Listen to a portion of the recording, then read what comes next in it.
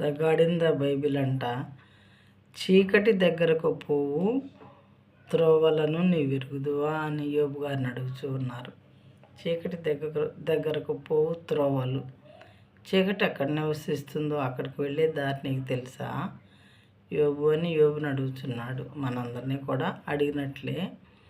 అయితే ఆయనకు తెలుసు ఆ విషయం. ఎందుకు అంటే ఆయన సృష్టించాడు కాబట్టి చీకటిని, దాన్ని ఎక్కడ నివసింపజేస్తున్నారో ఆయనకు తెలుసు కాబట్టి, చీకటి దగ్గరకు పోవు త్రోవని విరుగుదువా, మహాసముద్రపు అడుగున నీవు సంచరించగలవా.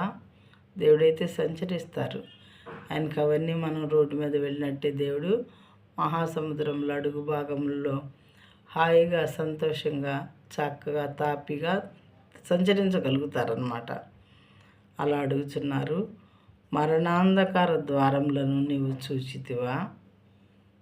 మరణ అంధకారం ద్వారములు, మరణించిన తర్వాత ఏ మార్గంలో వెళ్ళాలి, ఎక్కడ ఉండాలి, ఇవన్నీ నీకు తెలుసా యోబు అని యోబు గారిని అడుగుతూ ఉన్నారు. మరొకసారి చీకటి దగ్గరకు పోవు త్రోవలన్నీ విరుగుదువా, మహాసముద్రపు అడుగున నీవు సంచరించగలవా, మరణాంధకారపు ద్వారంలో నీవు చూచితివా అని అడిగేటటువంటి దేవుడు మరి కీర్తన గ్రంథం 119, 164లో ఏం చెప్తున్నారో చూద్దాము. 7 times a day I praise you for your righteous rules. దావీదు మహారాజు ఇలా అంటున్నాడు అనమాట. రోజుకు 7 మార్లు నేను నిన్ను స్తుతిస్తున్నాను తండ్రి.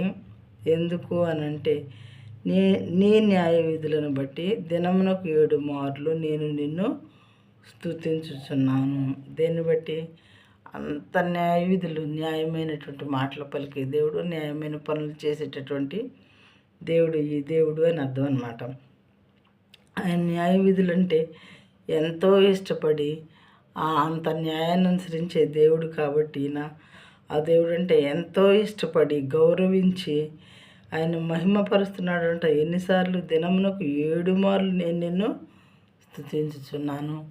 ఒక మహారాజయుండి మరి ఆయన సమయం అంతా కూడా ఎక్కువ దేవునితో గడిపేవారుగా ఉన్నారేమో అని నేను అనుకుంటున్నాను. రోజుకు 7 సార్లు అంట. ఖాళీగా ఇంట్లో కూర్చున్నాం, మనం మాత్రం చేయలేము ఈ పని.